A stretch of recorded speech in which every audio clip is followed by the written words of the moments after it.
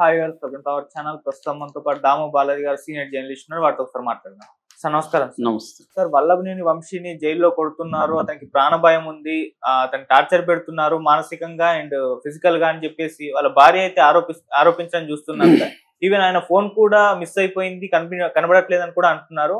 అసలు వల్లభనేని వంశీ పరిస్థితి ఏంటి, జైల్లో ఏ విధంగా అతను ట్రీట్ చేస్తున్నారు, మరి మీరేం చెప్తారు సార్ ఈ సంబంధించి? వల్లభనేని వంశీ వాళ్ళ భార్య పంకజశ్రీ ఆమె పేరు. ఆమె ఇప్పుడు మీడియా ముందుకు వచ్చి మాట్లాడుతుంది. మా హస్బెండ్ని అన్యాయంగా అరెస్ట్ చేశారు, మాకు ఎఫ్ఐఆర్ కూడా ఇవ్వలేదు, ఏ కేసు పెట్టారో కూడా చెప్పట్లేదు. అట్లాగే జైల్లో మా హస్బెండ్కి ప్రాణ హాని జరిగే అవకాశం ఉంది. ఆల్రెడీ ఆయన్ని ఫిజికల్గా దాడి చేశారని చెప్తున్నారు జైల్లో. మెంటల్గా కూడా ఆయనకి టార్చర్ పెడుతున్నారు. ఆయనకి ఆల్రెడీ బోన్ ఫ్రాక్చర్ అయింది గతంలో, దాని తర్వాత బ్రీతింగ్ ప్రాబ్లం కూడా ఉంది. కానీ జైల్లో ఆయనకి ఏ రకమైన సౌకర్యాలు కల్పించట్లేదు అని ఆమె ఆరోపిస్తుంది.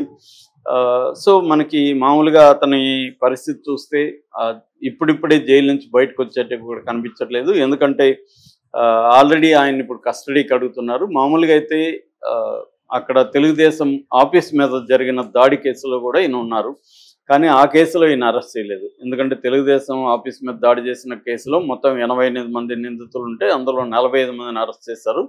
ఈయనేమో A71. అయితే ఈయన తెలుగుదేశం వెర్షన్ మనం చెప్పుకోవాలంటే ఈయన ఏం చేశాడంటే, ఆ కేసు పెట్టింది ఎవరంటే సత్యవర్ధన్ అని తెలుగుదేశం ఆఫీసులో ఆపరేటర్గా పనిచేసే వ్యక్తి. అతను ఇన్ఛార్జిగా ఉన్నాడు కాబట్టి ఆ రోజు అతను కేసు పెట్టాడు, కేసు ఫైల్ కంప్లైంట్ ఇచ్చాడు అనమాట.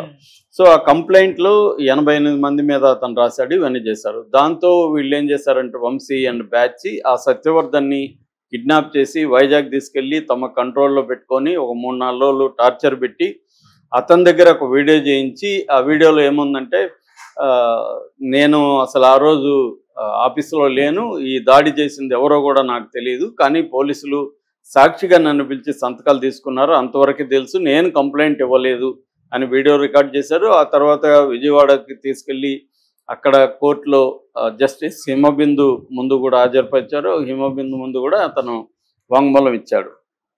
సో ఇదంతా వంశీ వాళ్ళే చేయించారు. ఎందుకంటే ఈ కేసుని లేకుండా చేయడం కోసం వంశీ డ్రామా ఆడాడు అని చెప్పి వీళ్ళు ఏం చేశారంటే, ఎప్పుడైతే అతను ఈ సత్యవర్ధన్ అని అతను కోర్టులోకి వెళ్ళి వాంగ్మూలం ఇచ్చాడో తెలుగుదేశం వాళ్ళు రంగంలోకి దిగేసి, ప్రభుత్వం రంగంలోకి దిగి పోలీసుల్ని పంపించి ఈ సత్యవర్ధన్ కిడ్నాప్ చేసినట్టుగా వాళ్ళ బ్రదర్ దగ్గర ఒక కంప్లైంట్ తీసుకొని ఆ సత్యవర్ధన్ బ్రదర్ దగ్గర ఇతన్ని ఆగమేఘాల మీద వచ్చి ఇక్కడ గచ్చిబౌలిలో మై హోమ్ భూజ అనే ఒక కాంప్లెక్స్లో, అపార్ట్మెంట్ కాంప్లెక్స్లో ఉంటే వెళ్ళి పట్టుకొని వచ్చారు.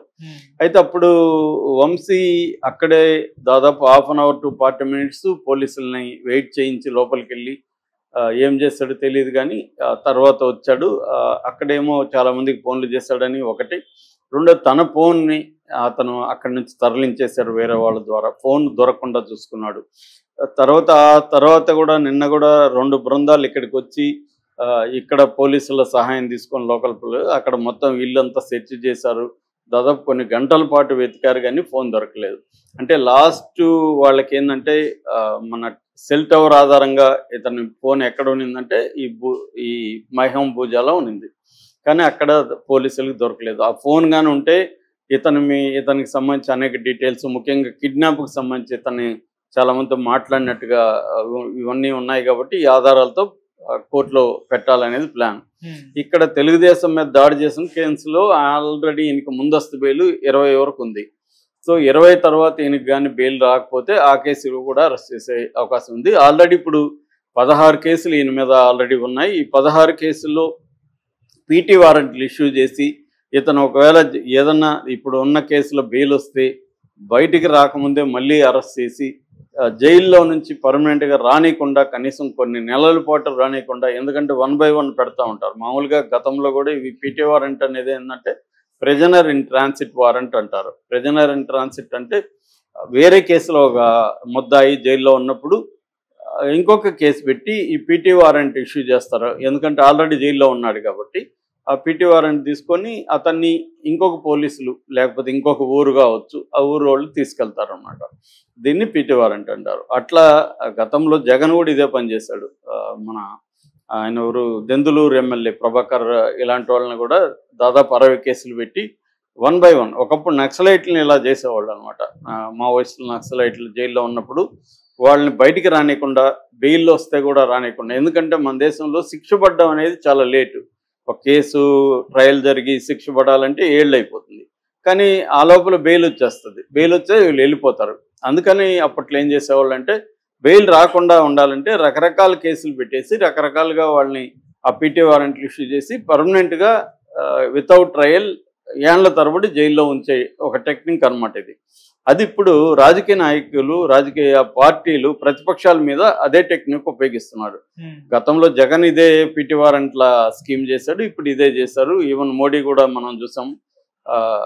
మన కేజ్రీవాల్ విషయంలో కావచ్చు, ఎవరి విషయంలో అయినా ప్రత్యర్థుల విషయంలో ఇదే పని చేస్తారు అన్నమాట. ఒక కేసులో బెయిల్ వచ్చేస్తుంది అనుకుంటే వేరే కేసులు రెడీగా పెట్టుకోవడం పీటీ వారెంట్. అలా వంశీని కూడా 16 కేసుల్లో పీటీ వారెంట్లు పెట్టుకుంటే కనీసం ఒక కేసులో నెల అన్నా 16 నెలలు ఉండాల్సి వస్తుంది కదా జైల్లో. ఈ టెక్నిక్ని ఇప్పుడు వంశీ మీద కూడా ప్రయోగించే అవకాశం కనిపిస్తుంది. ఇంకో వైపు ఏంటంటే ఇది వంశీ స్వయంకృత అపరాధమే అన్న అభిప్రాయం కూడా ఎక్కువ వస్తుంది. అందుకని వంశీ అరెస్ట్ మీద పెద్ద ఆందోళన కానీ ఏమీ జరగలేదు. ఎందుకంటే వంశీ గతంలో ఇటు లోకేష్ పుట్టుకుని గురించి, మన భువనేశ్వర్ గారి గురించి చాలా తీవ్రంగా మాట్లాడాడు. దాని తర్వాత ఎప్పుడో సారీ చెప్పాడు, కానీ అప్పుడే సారీ చెప్పమని ఈయన్ని పరిటాల రవి వాళ్ళ వైఫ్ సునీత కూడా వీళ్ళ భార్యకి ఫోన్ చేసిందని ఒక వార్త వైరల్ అవుతుంది. పంకజ్ శ్రీకి ఫోన్ చేసింది. ఎందుకంటే ఒకప్పుడు పరిటాల రవికి తను ప్రధాన అనుచరుడిగా ఉండేవాడు. తిరుపతిలో చదువుకున్నాడు, పరిటాల రవి వాళ్ళతో తిరిగాడు. అలా అనుచరుడుగా ఉండి అక్కడి నుంచి సినిమాలు తీసి అక్కడి నుంచి మళ్ళీ రాజకీయాల్లోకి వెళ్ళి జూనియర్ ఎన్టీఆర్ సహకారంతో రాజకీయాల్లో ఎమ్మెల్యేకి సీట్ పొందాడు. ఇది తన బ్యాక్గ్రౌండ్. సో అందువల్ల పరిటాల రవి భార్య వీళ్ళ భార్యకి, వంశీ భార్యకి ఫోన్ చేసి, చూడమ్మా అదా చెప్పడం వల్ల నెగిటివ్ వచ్చింది, నువ్వు ఇమ్మీడియట్గా సారీ చెప్పించేయి నీ భర్త దగ్గర అంటే, అప్పుడు ఈ పంకజ్ శ్రీ అని చెప్పిందంటే నా మాట అతను వినడు, మీరే చెప్పండి ఆయనకి అని ఆమె చెప్పిందని. ఇప్పుడేమో నా భర్తకి ఏమీ తెలియదు అమ్మాయి ఇక్కడ అంటుంది. అదేదో అప్పుడే భర్తకి చెప్పి సారీ చెప్పించుంటే ఎంత దూరం రాదు. మేజర్గా వంశీ మీద వాళ్ళ కోపం దీనివల్లే ఉంది. ఇంకా అక్కడి నుంచి ప్రతి ఎమ్మెల్యేలు, చాలామంది ఎమ్మెల్యేలకి క్రైమ్ బ్యాక్గ్రౌండ్ లేని ఎమ్మెల్యేలు ఇవాళ లేరు. ఏదో ఒక క్రైమో ఏదో ఉంటుంది. అలాగే వంశీకి కూడా గతంలో వంశీ కూడా రియల్టర్ రంగబాబు మీద హత్యాయత్నం చేసిన కేసు ఉంది. అట్లాగే యార్లగడ్డ వెంకట్రావు మీద దాడి కేసు ఉంది. ఇలాగా చాలా కేసులు, ఒక 16 కేసుల వరకు ఉన్నాయి. అవి కాకుండా అవినీతికి సంబంధించి అక్రమ డబ్బులు సంపాదించడం సంబంధించి కూడా కేసులు ఉన్నాయన్నమాట. అందుకని ఇప్పుడు తెలుగుదేశం ప్రభుత్వం వంశీని త్వరగా బయటికి రానికుండా చూసుకోవాలని ప్లాన్ చేస్తుంది.